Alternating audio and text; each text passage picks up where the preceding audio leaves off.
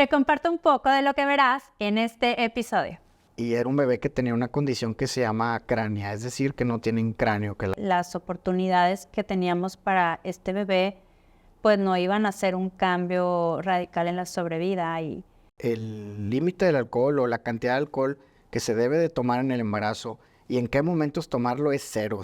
En algún momento de sus embarazos digan, quiero saber si continuar con este embarazo o no. Y es un tema que es difícil de tocar, pero que es importante hacerlo.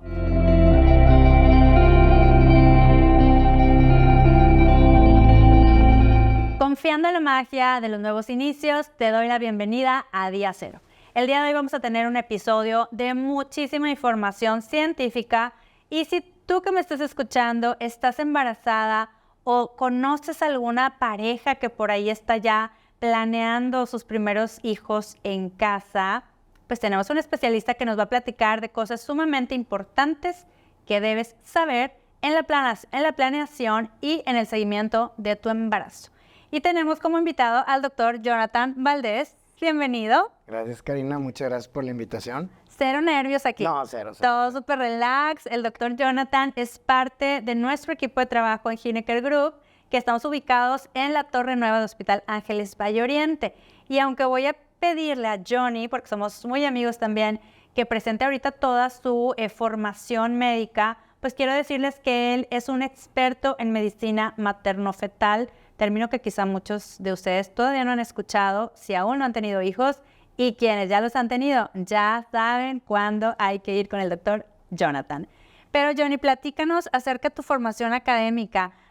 Para empezar, ¿dónde te nace la idea de ser doctor? ¿Hay doctores en tu familia? Sí, en mi familia, mi abuelito materno, mi abuelito es doctor y pues de esos médicos de antes que eran cirujanos, ginecólogos, hacía de todo. De toda la familia, aparte. Ajá, aparte sí.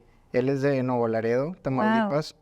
Y luego pues mi mamá y mi tía son doctoras. ¡Ay, qué padrísimo! Entonces pues como que yo crecí con la cuestión esta de ser médico y en su momento pues me llegó y decidí que eso era lo mío. ¡Wow! Tienes doctora en la familia, ¡qué orgullo! Y bueno, que a tu mamá, pues obviamente un poco más grande que yo, pues le tocó también ser, si no, pues de las primeras generaciones, obviamente, no de mujeres en la medicina, ajá, pero pues también en una época en la que no había tantas mujeres en la medicina, sí, ¿no? no había tantas doctoras. ¡Qué inspiración! Son más como hombres, ¿no? Sí. Exactamente. Y luego ginecología, ¿por qué ginecología? Platícanos. Bueno, ginecología, fíjate que ese dato pocas personas lo conocen. A ver. Yo...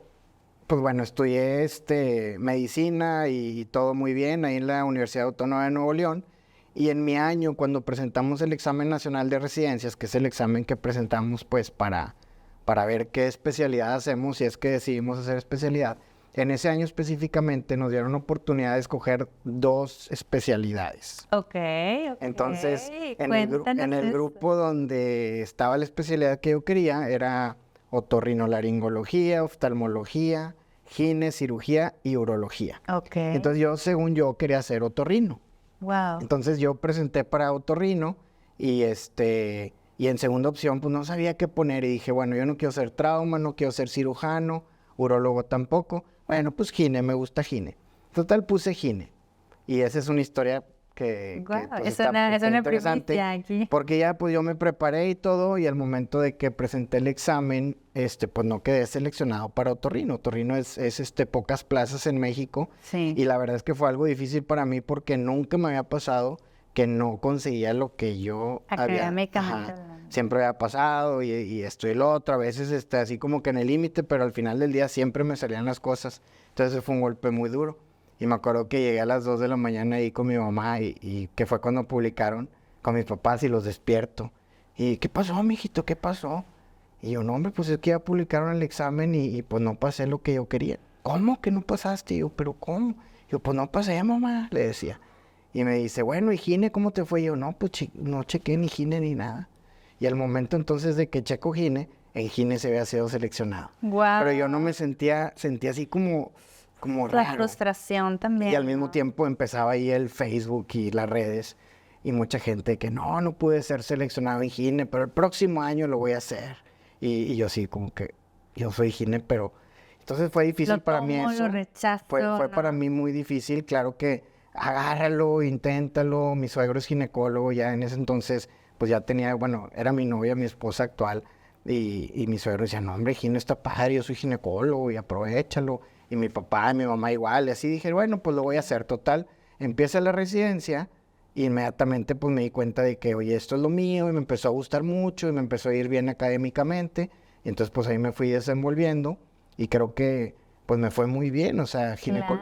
hablando de ginecología me fue muy bien, fui, o sea, como que me gustó en verdad lo que, o sea, nunca le había agarrado así como gusto a estudiar algo en la carrera de Claro. medicina, y esos temas de obstetricia, ginecología, pues me gustó mucho, académicamente me fue muy bien, o sea, fui de 9 y 10, mientras que antes era de 8 y 8, 9, ¿verdad? Y acá me fue muy bien, terminé en primer lugar, me seleccionaron como jefe de residentes, Wow, Johnny, y qué entonces padre. como que me estuvo yendo padre. Y luego, pues, en la subespecialidad igual, bueno, hice una subespecialidad después de ser ginecólogo, después de los 4 años en el hospital universitario. Pues ahí decidí yo que, igual apoyado por la familia, me decían, ¿sabes qué? Haz otra cosa, ahorita es mejor hacer otra cosa. Entonces Claro. yo decidí, de las opciones que tenía, lo que más me gustaba era el embarazo, siempre fue, pues, más estar en el parto, en los embarazos, etcétera. No, sí ginecológicamente, pero más el embarazo, más Más el área de obstetricia. totalmente, Pues. del área de obstetricia. Y Quirúrgico entonces, también. sí, fíjate que una cosa que platiqué hace poquito, que a mí siempre me gustó mucho la cirugía ginecológica, o sea, el padecimientos de mamá ya más grande, que empiezan con sangrados, y oye, ¿sabes qué? Una opción es hacer una histerectomía, Claro. es lo mejor para ti, etcétera. Eso me encanta, me gustaba mucho, pero no tanto como el embarazo, o sea, Ya. el embarazo me gustaba más. Entonces, cuando tengo cirugías ginecológicas, pues también me gusta mucho, ¿verdad? Así como que es Claro. algo que yo me formé también para eso. Pero, pues bueno, finalmente decidí hacer materno-fetal, que es digo, mucha gente ya sabe, pero es la subespecialidad en la obstetricia, que se dedica principalmente a la enfermedad que puede presentar la mamá y la enfermedad que puede presentar bebé. Y eso incluye, pues, el hacer los ecos especializados, el hacer el eco genético, hacer el eco anatómico, que es pues algo de lo que hago todos los días, Claro. y es algo que me gusta bastante. Y bueno, esos fueron 2 años, también fui jefe de residentes ahí, y entonces eso pues fue como un privilegio, ¿no? Para mí, Claro o que sí. una satisfacción muy grande, que pues me fue bien en eso, ¿no? Y pues Claro. aquí andamos. Que mucha gente desconoce y que yo te sigo y te leo perfecto cuando dices fui jefe de residentes. Ser jefe de residentes realmente es un honor y es un mérito que se gana a base de mucho trabajo, de mucha responsabilidad, de mucho esfuerzo, y quienes hemos estudiado medicina y después pues estudiado alguna otra especialidad, subespecialidad, sabemos también no nada más el privilegio académico que implica, sino la responsabilidad que implica ser jefe de residentes. Y también me transportaba un poco a lo que dices del examen de residencias. Yo recuerdo que cuando dices llegué a las 2 de la mañana con mis papás, lo que pasa es que para quienes no son médicos y no estudiaron medicina, hay una fecha en especial en la que pues se van a dictar o se van a publicar a nivel nacional las personas que fueron seleccionadas en medicina. Y yo me acuerdo que era pues reunirte con tus amigos o no. Creo que yo no, yo me quedé en mi casa encerrada, casi me dormí a las 8 de la noche porque estaba demasiado nerviosa. Pero hay mucha gente que se reúne, ¿no? Que quizá fue tu caso, pues con los amigos hasta esperar el momento en que se publican los resultados. Y me acordé de esa ocasión. ¡Ay, qué Sí, nervios! mucho nervio. Entonces te entiendo perfecto. Ahora, yo creo que realmente mucha gente que nos sigue, aunque son familias ya con hijos o que han tenido procesos de embarazo, realmente hay mucha gente que no sabía exactamente qué era la medicina materno-fetal. Y saben que no nos imaginamos que en un embarazo, pues no siempre todo es saludable y no siempre todo es perfecto, sino que puede haber situaciones en las que realmente se viva, porque siempre decimos, es que el embarazo no es una enfermedad. Efectivamente, es un proceso fisiológico, es una etapa natural del desarrollo humano, pero realmente hay situaciones en las que una familia necesita llevar el control de su embarazo con un médico especialista en medicina materno-fetal y embarazo de alto riesgo. ¿Quiénes son estas familias? O sea, ¿cómo puedo yo saber, yo que estoy escuchando este podcast, cómo debo saber si debería de ir a llevar el control de mi embarazo con alguien como tú? Bueno, pues como te dije ahorita previamente, la rama de la obstetricia, que es la medicina materno-fetal, es la rama que ve mamás que tienen alguna enfermedad. ¿Cómo qué tipo? Por ejemplo, hipotiroidismo, artritis, reumatoide, lupus eritematoso sistémico, síndrome antifosfolípidos, un embarazo múltiple, todos los tipos de diabetes.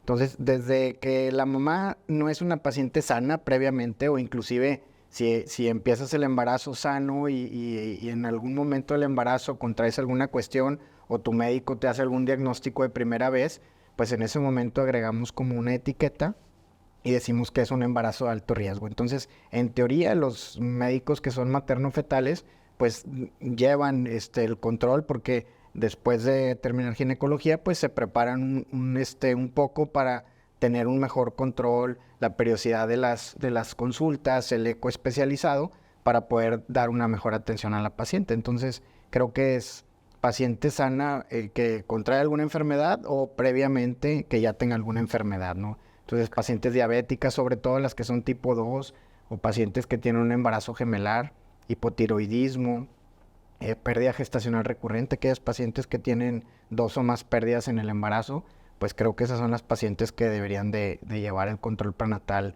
con un médico materno-fetal, ¿verdad? Y también existen muchos ginecólogos que se apoyan con nosotros, como que para que no se pierda tampoco el lazo grande que hay, el nexo ahí de un paciente, de que, oye, es que me dijo mi doctora que estoy mal, que tengo algo de alto riesgo, tengo que ir a ver al doctor Jonathan, y entonces como que, bueno, yo la veo y le digo, o sea, es que te veo en 6 semanas, mientras ve con la doctora, pues tu ginecóloga de cabecera, ¿no? Entonces, como que en conjunto podemos llevar el control prenatal, y algunas pacientes también me ha tocado mucho que por ejemplo, saben de mí, llevan un control prenatal en un primer embarazo con algún médico y ya saben que tuvieron algo de alto riesgo y como que directamente en el segundo embarazo llevan conmigo pues toda la consulta, y me ha tocado varios pacientes así, o sea, es algo muy común.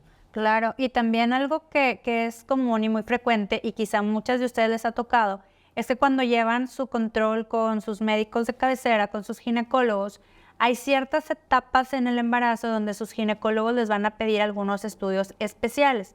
De los 2 estudios que yo conozco y que me gustaría preguntarle al doctor Jonathan, que nos platique un poquito más. Uno es el eco genético. Es el llamado eco que las mamás me dicen, es que vamos al eco de las 13 semanas. ¿Es algo así? ¿Qué es el eco genético y en qué momento del embarazo se hace? Fíjate, este eco es un eco muy importante, se hace en el primer trimestre, como su nombre lo dice. Mucha gente le llama eco de primer trimestre, eco genético, porque lo que hacemos es valorar el riesgo de la paciente de que su bebito tenga algún problema genético. Ok. Primer trimestre genético, o algunos también me ha tocado que le dicen, te toca hacerte el eco 11-14, que es 11-14 semanas. Así también le llaman. Okay. Entonces, este eco se hace cuando bebito mide entre 44 y 84 milímetros, y nosotros lo que hacemos ahí es buscar parámetros, ¿vale? Cochitos así chiquititos. Así chiquititos. Parámetros muy específicos que, a pesar de ser un bebé pequeño, como bien lo dices, 8 centímetros, 80 milímetros, nosotros podemos identificar a través del eco, que es un eco especializado, un eco de alta definición, son equipos que pues podemos ver más claramente, Claro. Y podemos ver ahí características que se han relacionado con síndromes genéticos. Por ejemplo, si tú no observas el hueso nasal, que a esa semana se ve bien clarito. La naricita. La nariz, sí, los huesos propios de la nariz. Existe un 70-80% de que bebito pudiera tener síndrome de Down. Okay. Entonces es un parámetro importante. Sin embargo, hay un 30% de los bebés que no tienen hueso y que pueden ser bebés sanos, o lo contrario, más bien que hay un 30%, discúlpame, que tengan síndrome de Down, sin embargo tienen hueso. Okay. O sea, y bueno, no nada más eso, sino también medir el grosor de la nuca, la translucencia nucal, igual se ha asociado en un 80% de las veces con síndrome de Down. Y otro flujo de una venita que mide 1 milímetro, la revisamos cuando bebito deja de brincar, se pone así como estable, y revisamos cómo pasa la sangre a través de ese vaso sanguíneo. Okay. Y se ha visto una relación en una alteración de este flujo con síndrome. Entonces, hay una fundación que se llama The Fetal Medicine Foundation, que pues cada año nosotros estamos ahí como renovando una licencia que presentamos algún examen y tenemos que subir por año cierta cantidad de imágenes que son así con ciertos requisitos, así muy precisos que ellos te solicitan para que tú puedas seguir como avalado por esta fundación, que no es así cualquier cosa, sino que a nosotros los de medicina materno-fetal es algo como muy importante el que sepan que estés avalado por esta fundación. Y entonces ellos te dan la oportunidad de tú usar un software que ahí tenemos en el consultorio, donde ponemos los datos de la paciente, la edad, el peso, la raza, los antecedentes, una historia clínica. Y ponemos ahí los hallazgos que encontremos en este eco y después podemos al final hacer un cálculo de riesgo. Con tal paciente que tiene tanta edad, que tiene tantos antecedentes de sus embarazos, bueno, con un bebito con estas características, que son las que vimos en ese momento, tanto riesgo de que bebé tenga síndrome. Entonces es una herramienta bien importante que nos dice, oye, pues es una paciente sana, su primer embarazo, tiene 28 años y en el eco se ve todo perfectamente bien. Pues esto, pues lo más probable, si su riesgo es de 1 en 100,000, pues lo más probable es que su bebito esté bien sano. Entonces el paciente se va bien tranquilo y tú lo dices de esa manera. O sea, se ve todo bien, lo más probable es que esté perfectamente bien.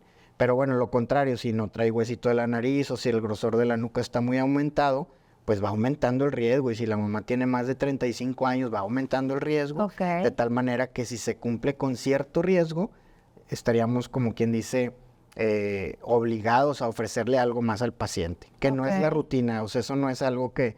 Porque me dice, doctor, ¿qué tantas veces le toca? Pues la verdad es que no es así algo que nunca ves, pero tampoco es el pan de cada día. O sea, gracias a Dios, la mayoría de las pacientes se embarazan en edades donde se ha visto un menor riesgo y pues gracias a Dios casi siempre nos toca decir buenas noticias, ¿no?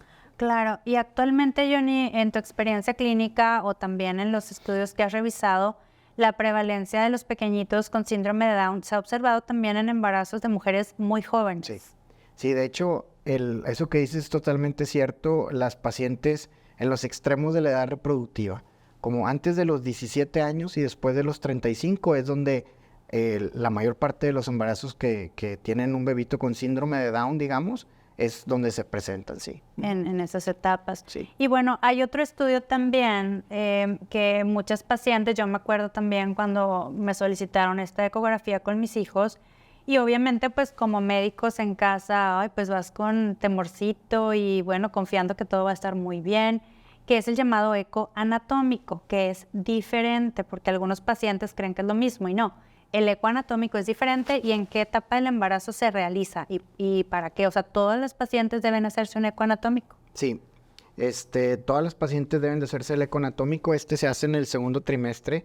También se le llama eco estructural, eco morfológico o eco anatómico.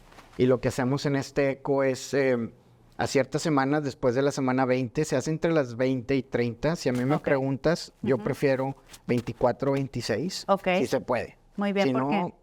Pues siento que la visibilidad que tengo en esas semanas es más clara. Como que a veces a las 20, ciertas características de los pacientes no me permiten ver lo que yo quisiera ver. O sea, como que no es tan clara la imagen. Y siento yo que en promedio entre las 24 y 26, que es una semana donde se puede hacer el eco, pues siento yo que se ve mejor. Muy bien. Entonces, a mí me gusta, con los médicos que trabajo, con los ginecólogos que me confían a sus pacientes, les digo que idealmente en esas semanas, y las pacientes todas son bien puntuales y el médico también, y 24, 25, 26, 27, 23 semanas es excelente momento, es lo ideal.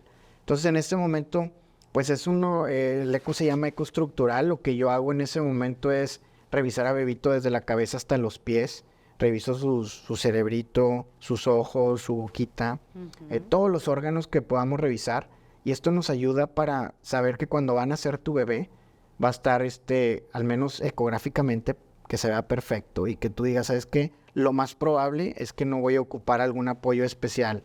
Por ejemplo, tú como pediatra que digas, oye, pues nunca me dijeron que traía una hernia diafragmática, una cardiopatía y nace y bebé morado, y tú, ¿qué hago? Claro. Ah, caray, y no, pues todo viene en el eco. ¿Se hizo eco anatómico? No se hizo. O sea, ese tipo de cosas, creo yo que se ha disminuido bastante la dificultad al momento del nacimiento, porque igual, gracias a Dios, casi siempre los bebitos van a estar bien sanos. O sea, te digo, pacientes se embarazan en edades buenas, o las mejores, no buenas, perdón, en en la edad mejor para tener familia. Más óptimo. Óptimo.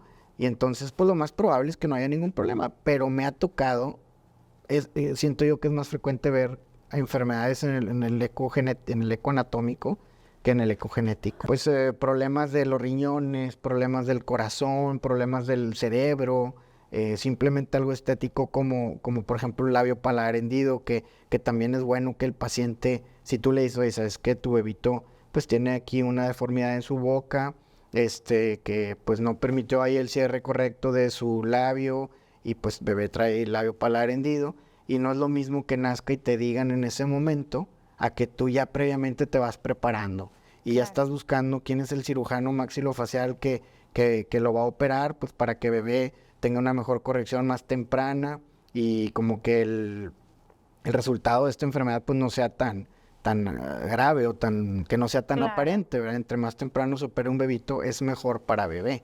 Y antes, cuando no existía esto del diagnóstico prenatal, pues muchas veces nacían y no te dabas cuenta, ¿no? Y eso es algo así que la verdad es que pues eso no es así como indispensable para la vida, pero alguna cardiopatía donde tú sepas que, oye, pues inmediatamente bebé nace, inmediatamente tengo que ayudarlo a que pueda respirar o tener esta máquina que le va a ayudar a poder oxigenar el corazón de bebé, o no sé, o qué medicina necesito para que se le cierre esta partecita del corazón. Claro, totalmente. Eso pues ha ayudado mucho al mejor pronóstico de los bebitos, ¿no? Sí, hace mucho la diferencia porque realmente mis compañeros neonatólogos, que son los especialistas en bebés que tienen un alto riesgo diagnosticado de forma prenatal, pueden preparar todo el equipo necesario. No todas las cardiopatías se tratan de la misma forma. Hay bebés que van a necesitar cantidades de oxígeno, hay otros bebés que, como decía el doctor Jonathan, van a necesitar medicamentos muy específicos. Hay bebés que nacen con situaciones como hernias diafragmáticas o trastornos pulmonares que van a requerir un tipo de ventilación que realmente necesitamos tener preparado pues con mucha anticipación para que en el momento del nacimiento el bebé pueda recibir inmediatamente la oxigenación o el tipo de atención que necesita. Y sin embargo, aún así, doctor, ¿qué tanto margen de error puede existir? Porque nos ha tocado recibir, no en el equipo actualmente donde trabajo, pero sí en otros nacimientos, pues bebés que se habían realizado el eco anatómico y que pues no se diagnosticaron, y el eco genético, y que no se diagnosticaron, por ejemplo, algunas trisomías 21 o síndromes de Down, o que no se diagnosticaron algún tipo de malformaciones o cardiopatías. ¿Qué tanto es el margen de error? ¿Hasta dónde, como pues especialistas dicen, podría no ver todo, no? Sí, bueno, eso que comentas es súper importante. Específicamente hablando de síndrome de Down, existe un porcentaje de bebés que tienen síndrome de Down que como, no sé qué manera expresarlo, pero que no que fenotípicamente no es tan como notorio. Que no, sí, o sea, que es como un mosaico que decimos, o sea, que quizá no se imprime de tal manera que tanto la cuestión aquí en el cromosoma 21 que puedas tú verlo en un eco. Acuérdate que nosotros estamos viendo a bebé a través de la pancita de mamá, y pues bueno, si tú ves un bebito que tiene huesito nasal, si tú ves un bebé que no tiene cardiopatías, que no tiene enfermedades en el corazón, no tiene enfermedades en los riñones, sus huesos fémur, húmero son huesos que miden normal, su manita se ve bien, se está moviendo bien. Si tú ves un bebito así y nace con síndrome de Down, pues eso es un bebito que era imposible verlo por eco. Y si la mamá es una mamá joven que no tiene antecedentes, que es su primer embarazo, digamos 29 años, y tiene estas características, pues nosotros no estaríamos obligados o no sería como mi trabajo decirle, ¿sabes qué? Te conviene hacerte un estudio invasivo o hacerte un estudio de ADN fetal, donde podemos revisar los genes de tu bebito a través de tu sangre, porque pues es una mamá sana que ecográficamente se ve todo bien.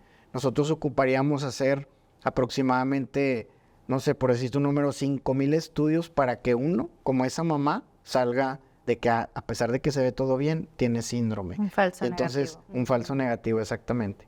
Entonces, como que no lo acostumbramos a hacer así. O sea, es difícil saber cuál de las 5,000 pacientes va a ser la que te va a tocar. Y eso es bien difícil porque, pues, oye, te hiciste todos los ecos, todo estuvo perfecto. ¿Cómo que tu bebé tiene este problema? ¿Te ha pasado? Sí, me ha pasado. Me ha pasado en 8 años que tengo haciendo esto, me ha tocado 2 veces. Uno con una paciente que no, o sea, que no era mía, que yo no veía mes a mes, y una que sí era mía, que veía mes a mes.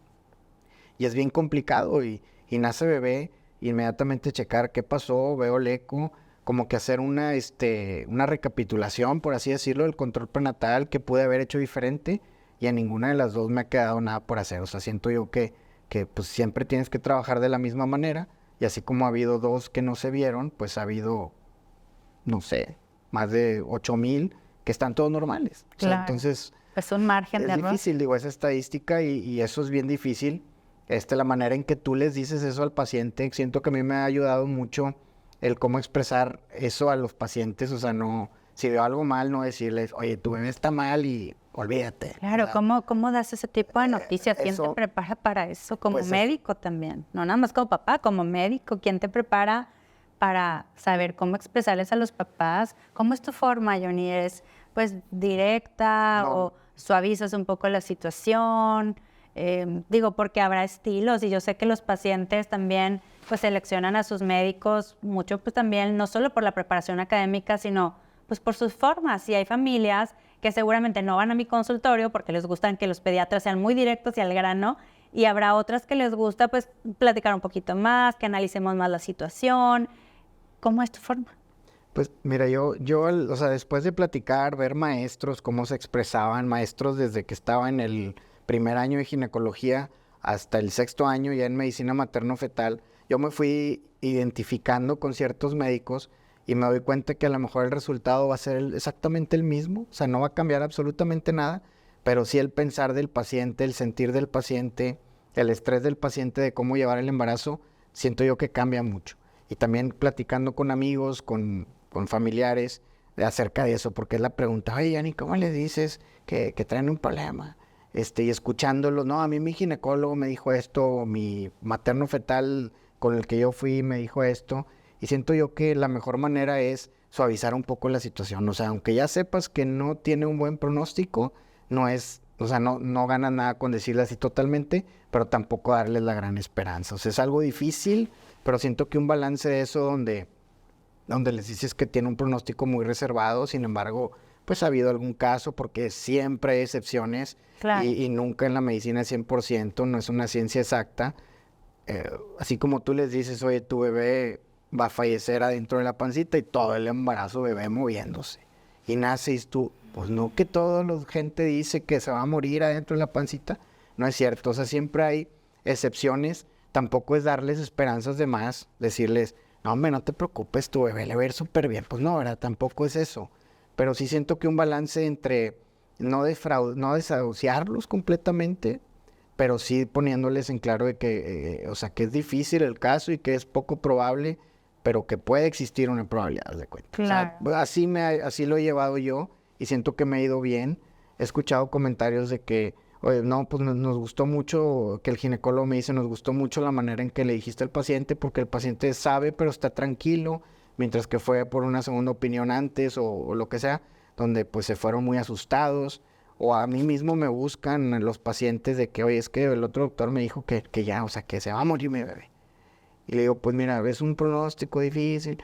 Y al final siempre me dicen, doctor, nos gustó la manera en que usted se expresó y muchas gracias. Y así nada más. Entonces yo siento que pues así siento yo que es la manera que yo pienso que debe ser las cosas, ¿no? Claro, es la empatía, es la humanidad, y justo nos tocó acompañar un caso con la doctora Andrea Tijerina, nuestra colega Andrea, ginecóloga, de una familia hermosa que llegó con nosotros con un embarazo ya más avanzado y ante el cual había pues un pronóstico reservado, y pues se tocó estar presente también en la confirmación de un diagnóstico difícil, ¿no? En el que pediátricamente hablando me compartía la doctora y realmente las oportunidades que teníamos para este bebé pues no iban a hacer un cambio radical en la sobrevida, y ya algún día les platicaré con autorización de los padres, pero realmente fue la primera vez que me toca acompañar un nacimiento con un pronóstico reservado para la vida, y ha sido una situación que todavía estoy en proceso de trabajar mentalmente. Y gracias por acompañar a esa familia que dentro de su dolor estoy segura que recibieron un trato muy humano también de tu parte. Y gracias a la doctora Andrea también. Y bueno, Johnny, ahorita que hablábamos de los estudios, hay otros estudios que se consideran como más invasivos, como mencionabas también, como el estudio del líquido amniótico, que también quizá para algunas familias de pronto les pueda sorprender que un especialista en materno-fetal les diga, ¿sabes qué? Tengo que tomar una muestra de líquido amniótico para hacer estudios adicionales. ¿En qué situaciones se hacen estos estudios del líquido amniótico? ¿Y cómo es el procedimiento hacia grandes rasgos? Bueno, por ejemplo, si yo veo que en el ecogenético una paciente tiene alguno de los 3 grandes marcadores ecográficos, huesito de la nariz, translucencia nucal o ductus venoso alterado, y la paciente tiene más de 35 años y su riesgo me sale alto, pues ahí quizá directamente valdría la pena ofrecer esto, porque ese estudio te da el 100% de la...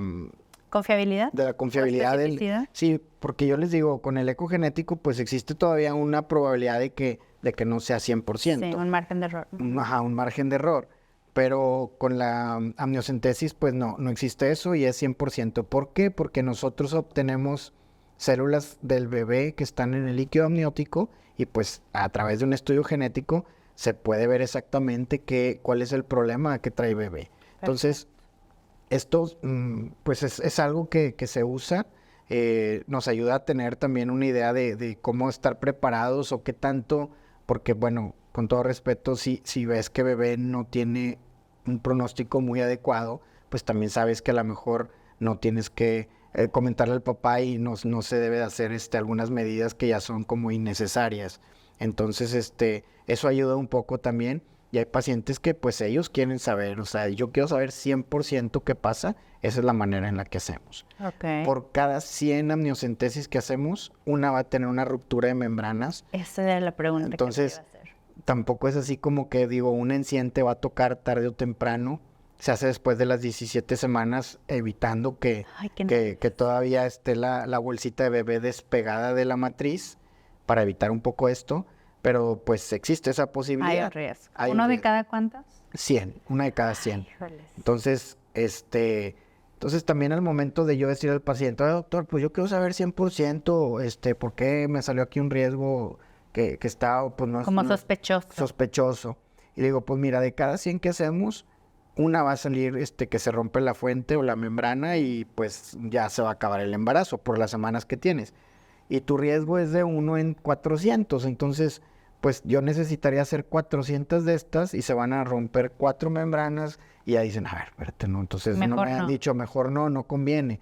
Y existe otro estudio que no es tan invasivo, es invasivo porque se toma una muestra de sangre materna que se llama ADN fetal, donde este estudio sí tiene cerca del 98% de sensibilidad, por así decirlo, y que pues es un poco más confiable que el puro eco solo, pero no tan confiable como la amniocentesis. Entonces, en los últimos años ha tenido como más aceptación de parte de los pacientes, y yo te soy sincero, en mi práctica he hecho mucho más ADNs fetales que amniocentesis. A mí me gusta más hacerlo de esa manera, y yo no he visto una diferencia entre los resultados y lo que se va a hacer con el paciente, ¿no? Y en cuestión de costos aproximados, digo, obviamente sé que muchas familias que nos van a escuchar pues se preguntarán, bueno, pues suenan muy sofisticados estos estudios, un rango de costos entre de la ecografía genética, el ecoanatómico, para que se vayan preparando para allá los papás, más o menos un rango de costos de estos 2 ecografías. Pues aquí en Monterrey, vamos a decir aquí en Monterrey. Pues claro que va a depender mucho de los lugares que te los hagas. Sí. Siempre es importante revisar que el que te lo vaya a hacer sea un materno fetal o un genetista o un radiólogo con alguna preparación para hacer ecos en el embarazo, que esté certificado por las sociedades que te dijimos ahorita, por las federaciones. Y pues digo, no sé, más o menos depende mucho, pero yo creo que entre 2,000 pesos y 3,500, 4,000 pesos cada uno de los estudios. Cada uno de los estudios. ¿Y la diferencia entre una amniocentesis y un ADN fetal? Pues ahí sí es más diferencia, porque el ADN fetal yo los he visto que andan entre los 9 y 15,000 pesos, y una amniocentesis pues entre 20 y 30,000 pesos. Wow. Es un procedimiento que se hace en consultorio. Se hace una punción en el abdomen guiada por ultrasonido, y esos resultados se mandan a un laboratorio que no está en México. O sea, es un proceso un poquito más elaborado. Entonces, también por los precios, muchos pacientes dicen, no, pues mejor me hago la ADN fetal, que ya de por sí, pues no es así como una biometría hemática o una química sanguínea, ¿verdad? Sí, claro que sí. Y ahorita que platicábamos acerca, bueno, de qué patologías o qué enfermedades en mamá la podían llevar a su control prenatal con un especialista materno-fetal, pues mencionabas muchas gamas de enfermedades o patologías. Pero sin duda alguna creo que una de las que más podemos escuchar y reconocer, y más en un país como México, es la diabetes gestacional. Sí. Tienes, me imagino, en seguimiento a muchas pacientes que llegan por diabetes gestacional. ¿Por qué hacen tanto énfasis los ginecólogos en el cuidado de la diabetes en el embarazo? Tantas mamás que dicen, ay, pues no pasa nada, pues me subió un poquito el azúcar, pero no me cae bien la metformina. No, pues no me cuido. ¿Y qué impacto tiene en el bebé? Fíjate que el diagnóstico que más vemos es diabetes gestacional, definitivamente. Yo trabajo en una clínica en donde yo veo solamente el embarazo de alto riesgo y hago las ecografías especializadas y cada mes entregamos, pues vimos tantos pacientes. Bueno, siempre, por mucho, la diabetes gestacional es la enfermedad que más vemos día a día.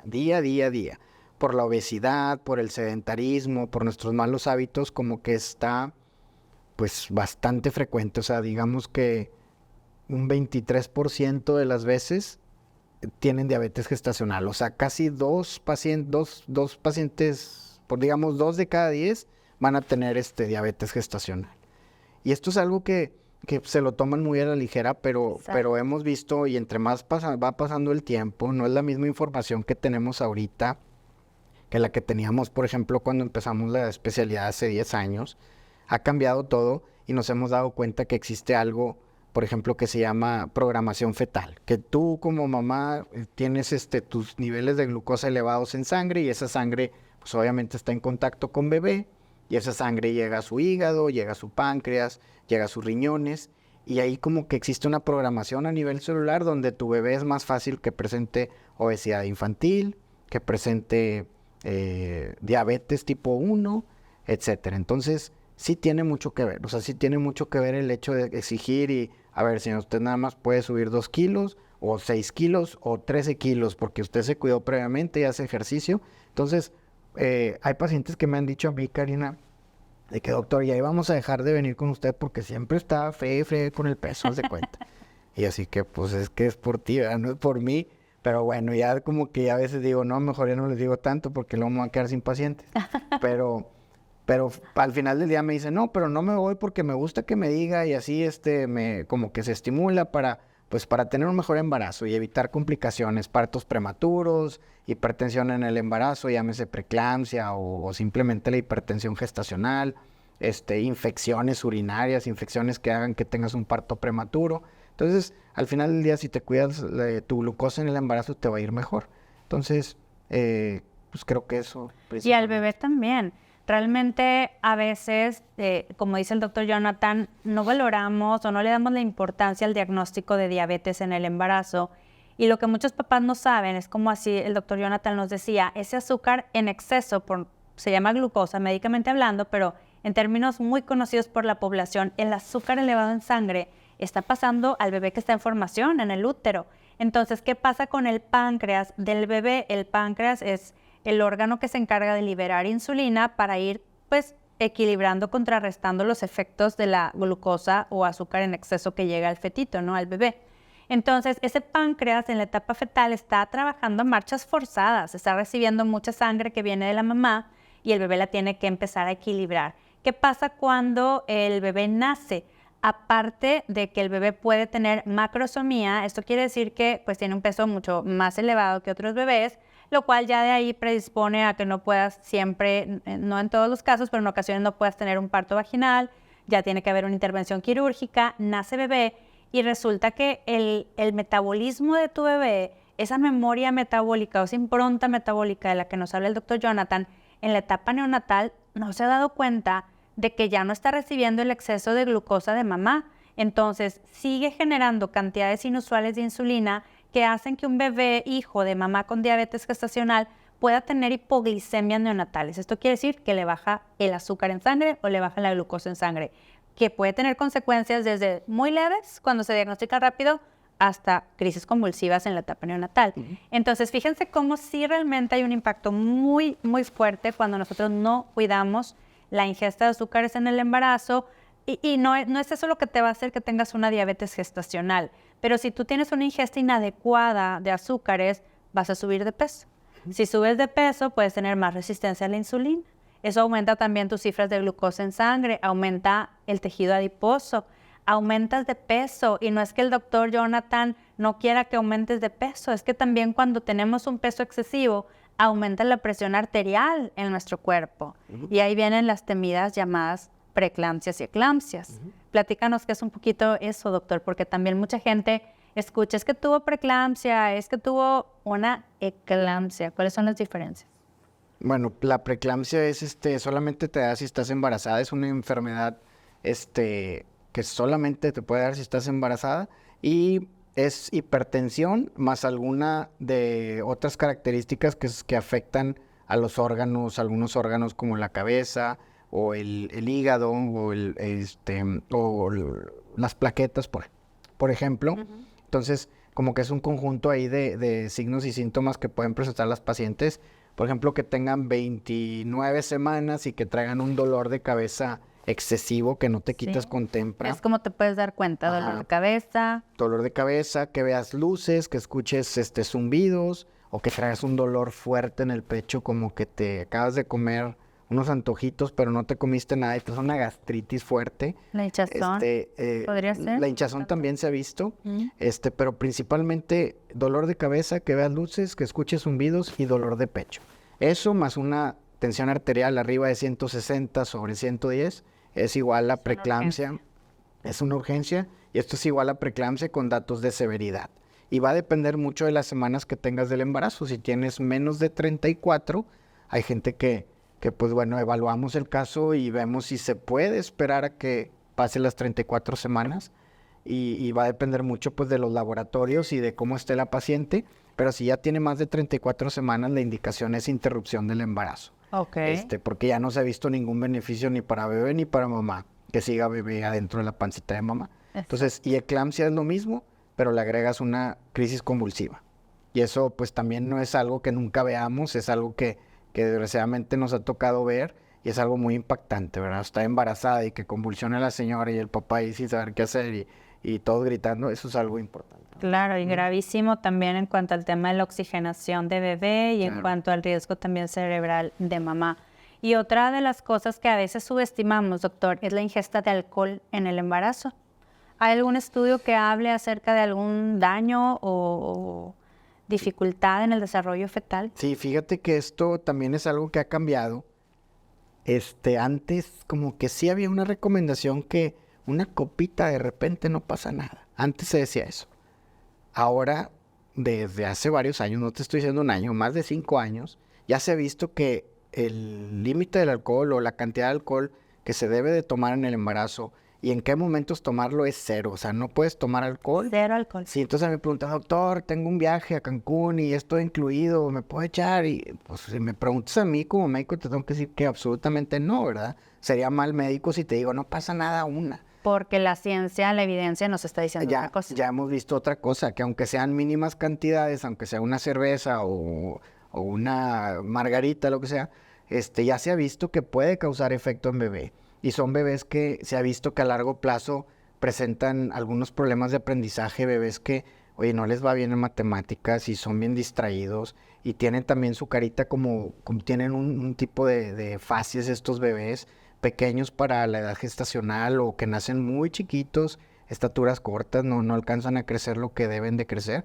Tienen también ya un caso más fuerte en pacientes que toman mucho alcohol, cardiopatías, enfermedades renales y otros síntomas, hay otros malformaciones propiamente. Y aquí lo importante es que todo esto es prevenible, ¿verdad? O sea, todo esto, si no tomas alcohol, no te va a pasar nada de eso. Claro. Y entonces ya no podemos decir, no, una copa no pasa nada, porque ya se han visto que desde pequeñas cantidades de alcohol puede afectar a bebé. Entonces la recomendación es no alcohol durante el embarazo. Excelente, y siempre hay alternativas, mamá, siempre. Yo me acuerdo que a mí antes de estar embarazada, pues me gustaba mucho tomar mi cervecita con esta preparación que aquí en el norte del país le llaman michelada. Y ya embarazada, la verdad es que se me antojaba mucho entre la náusea que yo decía, es que la sal y el chilito así como que me cortan la náusea. Y ¿saben qué hacía? Pues pedía un agua mineral bien fría con mucho hielo y me preparaba mis chilitos, que me va a regañar el doctor porque pueden generar gastritis. A mí no me pasaba, pero pues el sabor estaba rico y pues esa sensación de la burbujita y del agua mineral. Entonces realmente siempre hay opciones y el propósito de vida de nuestros hijos creo que es un propósito mayor que merece la pena considerar por estos 9 meses en el embarazo. Y ahora, doctor, decíamos hace ratito acerca de todos los hallazgos que podemos encontrar en un eco anatómico, de los diagnósticos de ciertas pues, enfermedades genéticas de nuestros bebés o diferencias genéticas de las personas de nuestros bebés. Y sin embargo, quizá alguien que pueda estar escuchando diría, bueno, y pues, ¿para qué queremos saber? Pues al final, digo, porque hay pensamiento de todo tipo en este mundo, ¿no? Al final, pues, que nazca mi bebé y pues que sea lo que Dios, el universo, la energía digan, ¿no? Hablábamos un poco, por supuesto, de la preparación neonatal, de las alternativas terapéuticas que los pediatras o neonatólogos pues necesitamos. Pero, doctor, también habrá papás que quizá en algún momento de sus embarazos digan, es que quiero saber, porque quiero saber si continuar con este embarazo o no. Y es un tema que es difícil de tocar, pero que es importante hacerlo. Y quisiera preguntarte si aquí en México existe alguna legislación que esté a favor de la terminación del embarazo bajo ciertas circunstancias del desarrollo fetal o diagnósticos médicos o no tienes el dato. Pues bueno, en México, aquí en Monterrey, así ya formalmente que esté estipulado en la ley, todavía no. O sea, no, bajo ninguna circunstancia se puede hacer una terminación del embarazo, al menos de manera legal. Y, por ejemplo, en la Ciudad de México sí se puede. En la Ciudad de México hay clínicas que están, ¿cómo se dice?, valoradas o calificadas autorizadas. Autorizadas, que cumplen con ciertos criterios sanitarios para que tú también puedas hacer el procedimiento si así tú lo decides, ya sea por voluntad propia o por alguna cuestión médica, que pues ahora sí que cada quien es libre de hacer lo que ellos crean que es lo mejor. Claro. Pero en la Ciudad de México sí se puede hacer. No tengo datos, no. Claro. Siempre me preguntan, ¿no, doctor? Y digo, pues vete a la Ciudad de México y no tengo, o sea, nunca he hablado con nadie de allá ni tengo el dato de que así ve qué tal clínica. Y en este sentido, ¿hay algún caso que personalmente te haya marcado, que digas, híjole, es que me involucré mucho con la familia, fue un caso muy difícil para mí como médico, que recuerdes hasta el día de hoy? Sí, había uno, que llegó conmigo como por una tercera opinión. Me llegó ya tarde, como pues en el segundo trimestre, digamos semana 20. Y era una paciente, segundo embarazo, discúlpame, ya tenían una hija sana. Y era un bebé que tenía una condición que se llama acrania, es decir, que no tienen cráneo, que la bóveda craneal no se formó. Y son bebitos que, pues la literatura dice que pueden fallecer antes de que nazcan, pero puede ser que sigan todo el embarazo. Son bebés que pues su cerebrito no funciona correctamente, está expuesto al líquido amniótico y tienen un deterioro bien importante.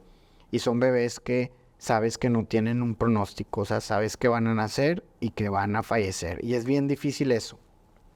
Me ha tocado ver algunos casos de estos, pero no me ha tocado que ellos quisieran que yo los atendiera todo el embarazo. Este paciente llegó conmigo porque se lo recomendaron, o sea, no fue referida por algún médico o algo así, sino que ellos me buscaron por sí solos. Y pues estarlos viendo y no sabes si ponerle el corazoncito o no, bebé se mueve, todo como un embarazo normal, sienten las pataditas, siente la náusea, todo exactamente igual, pero sabes que cuando van a ser tu bebé, desgraciadamente va a fallecer. Entonces eso para mí es el único caso que me ha tocado a mí, mío, llevarlo, y es bien complicado, o sea, es súper complicado, y siempre les digo, ya que nace bebé, pues bueno, como era esperado, desgraciadamente falleció bebé, y pues igual se quedan sus 2 noches internadas en el hospital. Al final, pues los das de alta, pacientes tristes, pero tranquilos, porque desde tiempo anterior ya sabían cuál era la cuestión ahí con su bebé. Y les dices, ¿sabes qué? El próximo embarazo tienes que prepararte muy bien. Te sugiero que aumentes la ingesta de ácido fólico, porque este problema se ha visto asociado a falta de ácido fólico, que ella sí tomaba, pero pues esa es la recomendación que hacemos. Y así quedó. Pasó el tiempo, se vuelven a embarazar y me vuelven a buscar. Y ya, pues les decimos, ¿sabes qué? Tómate tu ácido fólico. Y ya, pues se descartó eso en la semana 13, porque en la semana 13 ya puedes saber que bebé tiene cráneo. Y cada semana fuimos cumpliendo con descarto esto, o es poco probable que tenga esto. Todo el embarazo súper normal. Y bueno, el primer embarazo fue difícil llevarlo, pero como que me sentía yo muy contento por la confianza de que a pesar, muchos pacientes dicen, es que no regresé con tal paciente porque me recuerda mucho. Con tal doctor. Y como que me imagino que lo mismo y así. Claro. Entonces ellos regresaron y pues para mí fue como un honor recibir al segundo bebé que estaba súper sano, ¿no? Bueno, el tercer bebé que estaba súper sano.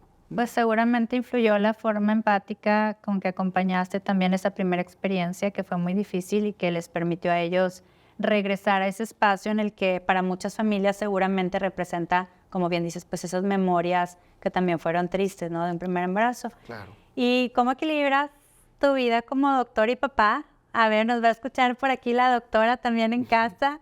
¿Cómo le haces con tanto trabajo, con tantos casos tan difíciles para desconectarte un rato de todos, pues, tus casos, tus pacientes, todas las dificultades, el estrés que genera llevar embarazos de alto riesgo y llegar a la casa y pues ser funcional como esposo y como papá?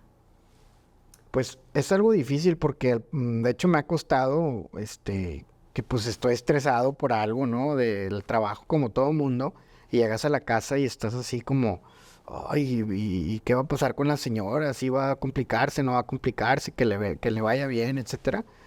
Y he tratado yo de que antes de entrar a la casa decir, ¿sabes qué? Esto ya se queda afuera, y entrar y tratar de tener una mejor actitud, porque al final del día también, pues tú sabes que a veces el tiempo que vemos a los niños es menor porque también se tienen que dormir temprano y pues todavía con tu esposa platicas un poquito más después, pero a veces pues sales a las 7:30 de la mañana y regresas hasta las 7:30 de la noche y ya nomás los ves así recién bañaditos y pues ni modo de que jugar y pues no, ¿verdad? Claro.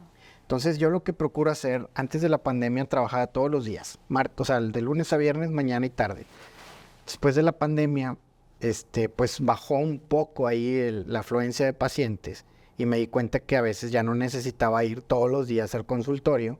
Entonces como que tomé una tarde y juntaba a las demás y pues esa tarde pues yo me quedé en mi casa, ¿no? Y esa tarde es cuando aprovecho para hacer ciertas actividades y así lo hice después de pandemia. Ya después de pandemia mejoró todavía pues el número de consultas o de ecos o lo que tú quieras, pero ya me reservé yo mi jueves en la tarde. O sea, el jueves en la tarde es para mí, para mi familia. Si hay juego de fútbol del niño lo acompaño, si hay que llevar a la niña al baile o aprovecho yo para ir a comprar una camisa que ocupo. Para ir al súper. El súper, sí, haz de cuenta. Cosas así, cosas mías que a veces digo, no, es que ni tengo chance de ir al Home Depot a comprar un foco. Cierto. Y yo, chinga, ¿cuándo lo voy a hacer? Haz de cuenta. Totalmente. Entonces aprovecho ahí los jueves y bueno, los sábados yo consulto solamente en la mañana. Es bien difícil dejar la consulta el sábado. Y pues en la tarde del sábado y el domingo es cuando trato de estar ahí con la familia, ¿verdad? O sea, más presente. Sí, estar ahí con las actividades que les guste. A veces también dice uno, yo quiero descansar, pues estoy bien cansado. Y es difícil, pero pues así es. Hay que darle, ¿no? Así nos tocó. Así nos tocó, así elegimos. Así elegimos. Así nos tocó el examen de la residencia. Doctor Jonathan, ¿cuál ha sido uno de tus días cero más impactantes de tu vida? Uno de esos momentos en que dices, híjole, sentí que no iba a poder con todo eso y pues me levanté y crecí y aquí estoy. Pues uno fue el que te comenté de la residencia, que como te digo, cuando uno está, siempre paso, siempre esto, siempre lo otro. Fue difícil para mí el hecho de que te cambiara la jugada, ¿no? Me cambió totalmente mi vida y al final digo, gracias a Dios que pasó eso y gracias a Dios que hice mi subespecialidad en cierto hospital y no en el otro, pues como que me fue ahí poniendo ahí las puertas y yo nada más las fui abriendo y creo que ahorita no me veo haciendo otra cosa, o sea, no me veo haciendo cosas ahí de otorrino, ¿no? Cirugía de cornetas nasales. No, hay una experiencia que me acuerdo cuando yo estaba en el R1, rotábamos un mes en el quirófano ahí del hospital universitario. Y pues tu trabajo como R1 es asegurar que las cirugías las pasen y que esté todo listo y que a tal doctor le gusta esto y así. Y en una de esas pues estaba esperando y me asomo así al consultor, el quirófano de otorrino y vi algo muy impactante que dije yo, no, en la vida. No nos digas. Prefiero yo hacer ginecólogo 1000 veces y todo lo que implica ser ginecólogo a eso. O sea, fue para mí, prefiero... Me imagino. Bueno, ya, no tiene sentido decir más, pero que poco a poco me fui dando cuenta y al final estoy súper agradecido que me pasó eso. Y que pues hoy ya pues puedo decir que llevo 8 años de ser materno fetal, 10 años de ser ginecólogo y me siento bien a gusto, bien contento haciendo pues esto que hago. Claro. Y bueno, ya te dije mucho de eso, pero hay un momento que a mí me impactó, o sea, bueno, fue un momento difícil en mi vida, en la vida de mis papás también, cuando falleció mi hermano. Wow. Como que pues fallece tu hermano y tú no sabes, ¿verdad? O sea, ¿Qué edad tenías tú y tu hermano? Yo tenía 15. Entonces fue un momento difícil y pues te pones a pensar de algunas cosas porque pues el diagnóstico de mi hermano fue como muy temprano y vivir con eso y todo y como que no te das cuenta y luego pasa el tiempo y dices, oye, ¿qué estaba haciendo yo en ese momento? O sea, ¿por qué no? ¿O por qué exigía esto a mis papás? ¿Qué diagnóstico tenía tu hermano? Leucemia. ¿Y a qué edad murió? A los 12. O sea, creo que el diagnóstico... Él era más pequeño que tú. Sí. O sea, él era 8'6" y yo 8'3". Entonces fue 9 años de una enfermedad larga. Mis papás tenían 26 años cuando diagnosticaron eso y falleció a los 41. Entonces yo tengo 41 y digo yo, ay, güey, o sea, es como, qué fuerte, ¿no? Eso. Entonces, claro, que a la edad que tú tienes ahorita, tus padres perdieron a un hijo. O sea, que yo tengo hijos y digo, imagínate, o sea, es algo que también eso me hace que fuertes mis papás y un ejemplo de hay que ser fuerte porque pues no hay más, ¿verdad? La vida sigue. Pero eso como que yo sentía en momentos que me ponía a pensar de que, oye, pero ¿qué pasó? ¿Por qué no apoyé? Y me sentía mal, pero pues me levanté, no sé cómo se llama. Claro, en algún momento sentiste como culpa de quizá no haber estado como tan involucrado, ¿a eso te refieres? Sí, o sea, algo así como... Tan cercano. O que me decían mis papás, como que siento que era un niño, ¿verdad? Tiene mucho que ver eso. No es lo mismo ahorita, pero que me decían de que, oye, mijito, hay que procurar estar más tiempo con tu hermano porque tu hermano se puede morir en cualquier momento. Sí. Y entonces ese tipo de cosas como que digo yo, ¿qué pensaba? O sea, ¿por qué no a lo mejor aproveché un poquito más de tiempo? Que sí, o sea, también tengo muchísimos recuerdos padrísimos y a pesar de que fue una corta edad, pues te acuerdas de muchas cosas, ¿no? O sea, desde chiquititos, desde el 89 hasta que falleció en el 98, te acuerdas, pero como que eso pues se me hace así como difícil y siento que pues también agarramos fuerzas y tengo un gran ejemplo ahí con mis papás de mucha fuerza. Totalmente. Y seguir saliendo adelante, ¿verdad? O sea, creo que eso fue algo que de amor, de resiliencia, de seguir creciendo, de no darse por vencido, teniendo otro hijo. ¿Y tienes más hermanos o solo era tu único hermano? Sí, era mi único hermano. Estoy segura que hiciste lo mejor que tu corazón de niño, porque realmente eres un jovencito, pudo hacer. Sí. Entonces, y todavía tenemos mucho que hacer con los que están aquí. Claro. Pues muchas gracias por abrir tu corazón y compartirnos ese momento tan especial en la familia. Muchas gracias también por tu tiempo, porque decíamos, está la agenda súper complicada, están los chiquitinos ya esperándonos, a los dos en casa, a lo mejor ya no vamos a alcanzar a verlos el día de hoy. Muchas gracias a tu esposa también por el gran equipo que hacen como papás y que en casa también hay un papá ahorita apoyándome justo con el partido de fútbol de mi hija mayor. Y pues creo que también sin ellos no podríamos estar los dos aquí, definitivamente. Claro. Doctor, ¿dónde te pueden contactar para agendar una cita contigo, para una opinión, para el seguimiento, diagnóstico prenatal? ¿Quieres dejarnos algún teléfono, tus redes sociales? ¿Dónde te pueden contactar? Bueno, estamos en el grupo que estamos ahorita, Ginecare, en el Hospital Ángeles Valle Oriente, piso 12. Estamos consultorio. Yo en particular estoy en el 1207. Y pues bueno, pueden llamar o por WhatsApp también a un teléfono. Si quieres dejarlo y como quiera lo vamos a compartir. Ok, es el 8129. Ay, no nos lo sabemos. 8129-9031, de todos lo confirmamos. Muy bien. Y pues... En el Instagram, sí, en el Instagram ¿tienes alguien que reciba mensajes para citas? Solo para citas, no consultas. Doctor.jonathan.valdez en el Instagram y Facebook creo que es igual. Ese lo veo bien poquito, pero en el Instagram ahí estamos. Y pues nada más. Como quiera, lo vamos a etiquetar al doctor Jonathan para que lo puedan contactar. Y pues el día de hoy hemos terminado un episodio más en Día Cero Podcast, pero te recuerdo que así como para el doctor Jonathan y como para mí alguna vez te he compartido, este no es el último día. Simple y sencillamente puede ser el primero y el mejor día cero.